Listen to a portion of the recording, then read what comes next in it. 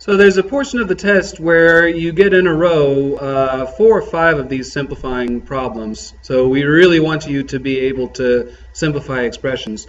And your tendency, I know, when you look at these things is to just think, what are they doing? There's all of these things here, and we really need to look at the structure of the equations to have an idea of what we're doing before we even start. And the structure of those equations is, if I am multiplying two things, 3 to the second times 3 to the third, I add the exponents. If I'm dividing 3 to the fifth over 3 to the second, I subtract the exponents. If I am multiplying, or rather, for a power to a power, I multiply the exponents. Okay, so we need to look for that structure. Am I doing this rule, number 1, in the problem? Am I multiplying the 2 powers, and so I add the exponents? Am I doing rule number 2? I'm dividing the 2 powers, and so I subtract the exponents. Or am I doing rule number 3? Or am I doing some mixture of those 3 rules?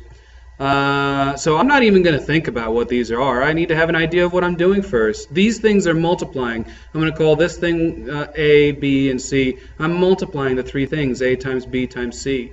And so when I'm multiplying 2 things, well, let's see, am I using this rule, I'm using this rule here. I'm using rule number 1, and so I'm supposed to add these exponents.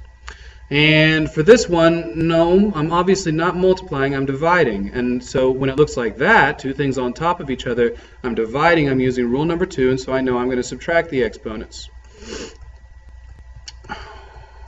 And then some problems can give you a mixture. Maybe you have to add, then subtract. Maybe you have to use the order of operations in what you're doing. And so this one here, well, it looks kind of like this, except that I've got an exponent on the outside. Well, let's look here. It looks something like this here, except it's got an exponent as well on the outside. So when I have an exponent here and an exponent here that's touching it, if I say that out loud, it's 3 to the third to the second. I never said times. I said 2 to the 3 to the second to the third. So that's an exponent of an exponent because they're touching. I'm going to multiply those. Okay, so I've got 2 steps here. In step number 1, I'm going to multiply these exponents. In other words, I'm going to distribute the 2. So that's 2 to the second, x to the 18th, y to the first. So in step 1, I'm going to multiply. I'm going to multiply this exponent, and then I'm going to add these 2 exponents, x to the second and x to the 18th.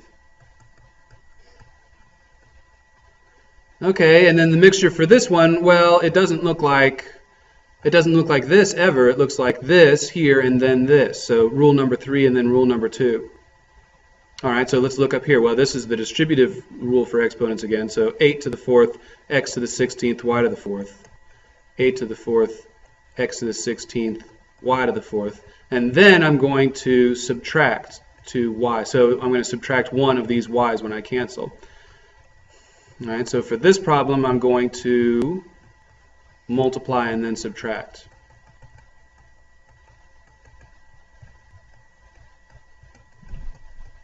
Okay, so when you're looking at the problems, you need to have an idea of what you're doing first of all. So all you have to do is look at this. Oh, I'm supposed to subtract. 5 minus 2 is 3, and probably in the multiple choice, you'll be able to pick the answer at once.